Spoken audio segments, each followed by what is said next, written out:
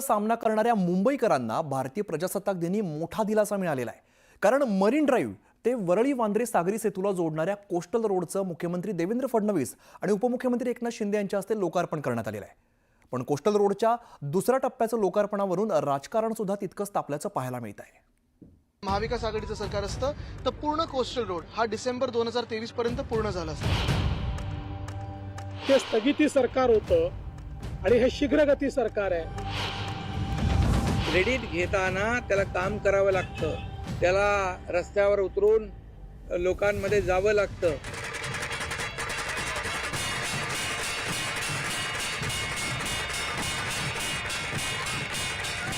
Coastal रोडचा दुसरा टप्पा अर्थात मरीन ड्राईव्ह ते वरळी वांद्रे सागरी सेतूला जोडणाऱ्या मार्गाच्या लोकार्पणानंतर सुरू झालेले हे आरोप प्रत्यारोप मुख्यमंत्री देवेंद्र फडणवीस आणि उपमुख्यमंत्री एकनाथ शिंदे यांच्या हस्ते कोस्टल रोडच्या दुसऱ्या टप्प्याचं लोकार्पण करण्यात आलं। सोमवारपासून हा कोस्टल रोड प्रवाशांच्या सेवेत असणार।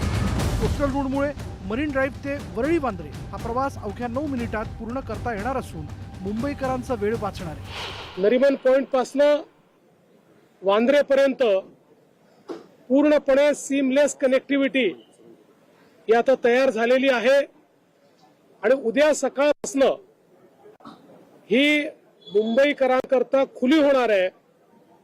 या रस्त्याने मुंबईकरांना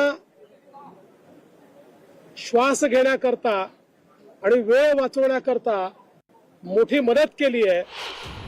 पण कोस्टल रोडच्या कामाच्या दिरंगाईवरून आदित्य ठाकरेंनी सरकारवर हल्ला चढवल्याचं पाहायला मिळालं। महाविकास आघाडीचं सरकार असतं तर संपूर्ण कोस्टल रोड 2023ला पूर्ण झाला असता अशी टीका आदित्य ठाकरेंनी केली होती।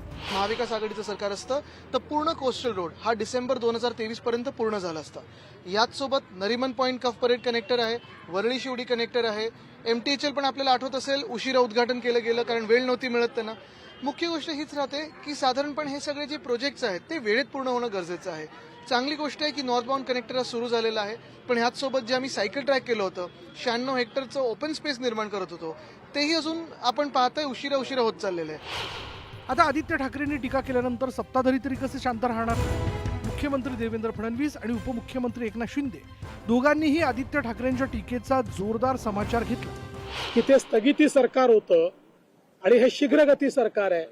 सगळ्या कामांना त्यांनी स्थगिती दिली होती। इथेही या ठिकाणी आपल्याला माहिती आहे त्यांच्या काळात काहीच काम झालं नाही। जे काही काम झालं खरं म्हणजे याच्या सगळ्या मान्यता जेव्हा पहिलं महायुतीचं सरकार होतं तेव्हा आल्या आणि याचं प्रामुख्यानं सगळं काम हे दुसऱ्या महायुतीच्या सरकारमध्ये या ठिकाणी झालं।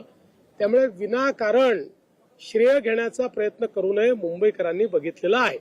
देवेंद्रजी मुख्यमंत्री होते तेव्हा दिल्लीतून लागणाऱ्या सगळ्या परवानग्या कामाची सुरुवात तेव्हा झाली। परंतु मी एवढंच सांगतो, हे सगळं केलेलं असताना युतीमध्ये असताना देखील तुम्हाला बोलवलं होतं का नारळ फोडायला? भूमिपूजनाला देवेंद्रजींना बोलवलं नव्हतं।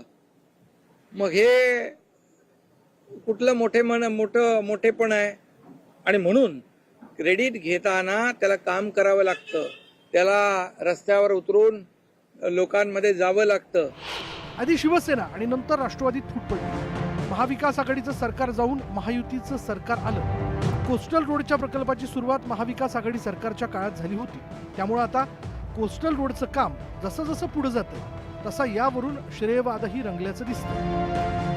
त्यामुळे कोस्टल रोडवरून सुरू झालेलं हे राजकारण पुढेही असंच कायम राहण्याची शक्यता आहे। Bureau report, news 18 Lokmat. तर या कोस्टल रोडवरून राजकारण रंगलं असलं तरी उद्यापासून सुरू होणाऱ्या कोस्टल रोडमुळे मुंबईकरांना मोठा दिलासा मिळणार आहे। कोस्टल रोडमुळे मरीन ड्राईव्ह ते वरळी वांद्रे हा प्रवास अवघ्या 9 मिनिटांमध्ये पूर्ण करता येणार आहे आणि त्यामुळे मुंबईकरांचा वेळ वाचणार आहे। या कोस्टल रोडची वैशिष्ट्य काय आहेत आपण त्यावर एक नजर टाकूया। तर कोस्टल रोड एकूण 10.58 किलोमीटर लांबीचा रस्ता आहे। वांद्रे मरीन ड्राईव्ह हा प्रवास अवघ्या 15 मिनिटात आता शक्य होणार आहे। तर अनेक उन्नत रस्ते, बोगदे आणि पुलांचा यामध्ये समावेश आहे। एकूण 8 मार्गिका आहेत आणि बोगद्यामध्ये 6 मार्गिका बघायला मिळतात। भारतातील पहिले भूमिगत 2.07 किलोमीटर लांबीचे 2 स्वतंत्र जुळे बोगदे या ठिकाणी आहेत। इंटरचेंजच्या ठिकाणी 40 किलोमीटर ताशी वेग मर्यादाही निश्चित करण्यात आलेली आहे. बस आणि अवजड वाहनांसाठी स्वतंत्र मार्गिका आहे. तर कोस्टल रोडचा एकूण खर्च हा 14,000 कोटींचा सांगितला जातो. तर आपण बघितलं कोस्टल रोडची ही सगळी वैशिष्ट्य आहेत आणि उद्यापासून हा कोस्टल रोड सुरू होणार आहे. पुढची बातमी